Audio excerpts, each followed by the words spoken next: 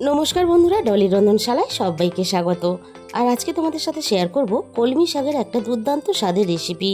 কলমি শাক এইভাবে রান্না করে প্রথম পাতে রেসিপি হিসাবে দিলে তাহলে কিন্তু পুরো ভাতটাই এই কলমি শাকের রেসিপি দিয়ে খাওয়া হয়ে যাবে, এতটাই টেস্টি হয়। চেনা সবজি একটু ঘুরিয়ে রান্না করলেই কিন্তু তার স্বাদ হবে দ্বিগুণ। তাহলে বন্ধুরা, আজকের এই রেসিপিটা শেষ পর্যন্ত দেখার জন্য তোমাদের কাছে আমার অনুরোধ রইল।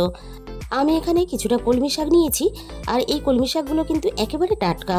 আর এরকম টাটকা কলমি শাক হলে তার স্বাদ কিন্তু হয় রান্নার পরে মুখে লেগে থাকার মতো। আর বন্ধুরা, চেষ্টা করবে এরকম একটু টাটকা কলমি শাক দিয়ে রান্নাটা করতে। আমি এখানে সমস্ত কলমি শাকগুলোকে খুব ভালোভাবে বেছে ধুয়ে পরিষ্কার করে নিয়েছি। যেহেতু বর্ষার কলমি শাক, তাই খুব ভালোভাবে কিন্তু বেছে ধুয়ে পরিষ্কার করে নিতে হবে।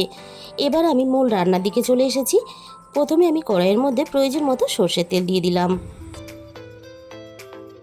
সর্ষের তেলটাকে খুব ভালোভাবে গরম করে নিয়ে প্রথমে আমি অল্প একটু কাঁচা বাদাম তেলের মধ্যে দিয়ে দিলাম। এবার আমি বাদামটাকে ভেজে নেব। আর এই সময় কিন্তু গ্যাসের ফ্লেমটা আমি একেবারে লোতে দিয়ে বাদামগুলোকে ভেজে নেব। আর শাক ভাজাতে বাদাম দিলে খেতে কিন্তু দারুণ লাগে, তাই অল্প একটু বাদাম আমি এই রান্নাতে ব্যবহার করেছি। বাদামগুলো আমি 2 থেকে 3 মিনিট একটু নাড়াচাড়া করে ভেজে নিয়েছি। এবার আমি সমস্ত বাদামগুলো তেলে থেকে ছেঁকে তুলে নেব। আর অবশ্যই কিন্তু লো ফ্লেমে বাদামগুলো ভাজবে।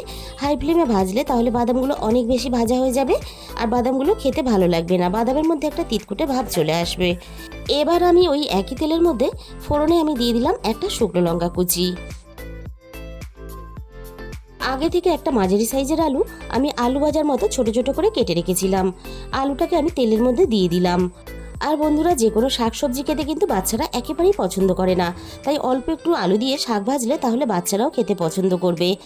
আলুগুলো এইভাবে তেলের মধ্যে নাড়াচাড়া করে প্রায় আমি 80% মতো ভেজে নেব।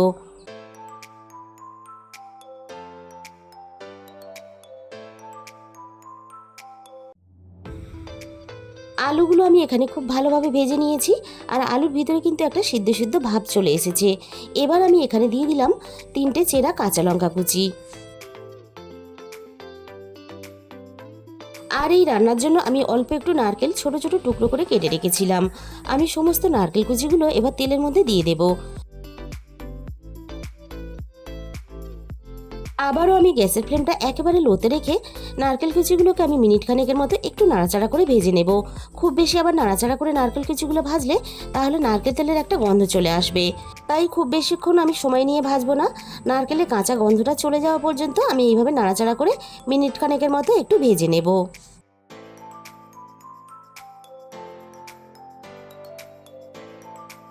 এবার আমি এখানে 1 চামচ পরিমাণ হলুদ গুঁড়ো দিয়ে দিলাম। যেহেতু শাক রান্না, তাই একটু হলুদের পরিমাণটা বেশি দিলে তাহলে শাক ভাজার কালারটা ভালো আসবে। হলুদ গুঁড়োটা আমি সব কিছুর সাথে নাড়াচাড়া করে একটু মিশিয়ে নিলাম। এবার আমি এখানে দিয়ে দেব কেটে রাখা সমস্ত কলমি শাকগুলো।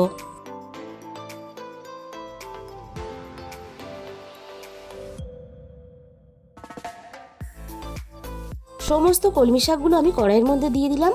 এবার আমি এখানে স্বাদ মতো রান্নার লবণটা দিয়ে দিলাম।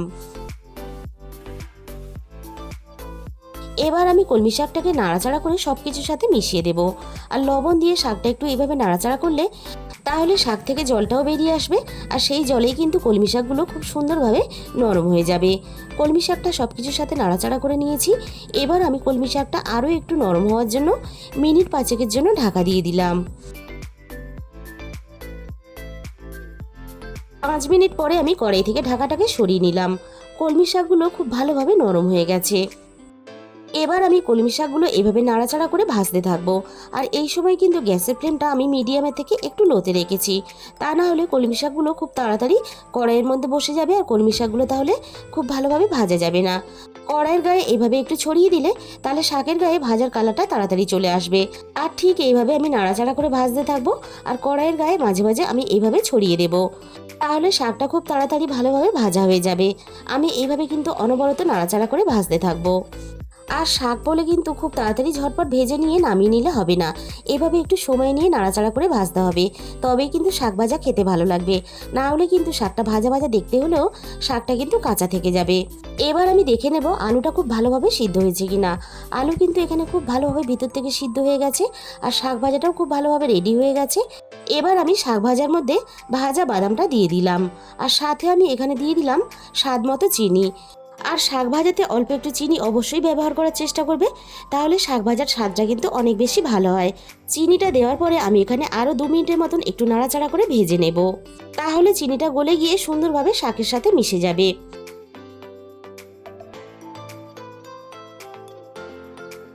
এবার আমি শাকের মধ্যে দিয়ে দিলাম 1 চামচ পরিমাণ পোস্ত।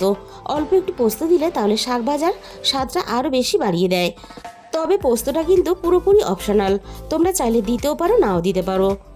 পোস্তটা দেওয়ার পরে আমি শাকটাকে আরও 2 মিনিটের মতো এভাবে নাড়াচাড়া করে ভেজে নেব।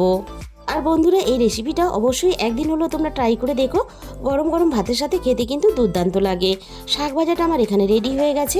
এবারে আমি খুব কাছে থেকে তোমাদের পরিবেশন করে দেখিয়ে দিলাম শাক ভাজাটা কতটা দেখতে লোভনীয় হয়েছে। দেখতে যতটা লোভনীয় হয়েছে, খেতে কিন্তু তার থেকে দ্বিগুণ স্বাদের হয়। আর বারবার একঘেয়েমি কলমি শাকের রেসিপি না বানিয়ে অবশ্যই একদিন হলেও তোমরা এই রেসিপিটা ট্রাই করে দেখো। আর এইভাবে শাক ভাজলে বাড়ির বাচ্চা থেকে বড় সবাই কিন্তু খেতে খুবই পছন্দ করবে। তাহলে বন্ধুরা, আজকের এই রেসিপিটা ভালো লাগলে প্লিজ একটা ভিডিওতে লাইক করে দিও, আর প্রচুর প্রচুর নিজেদের বন্ধুদের মধ্যে শেয়ার করে দিও।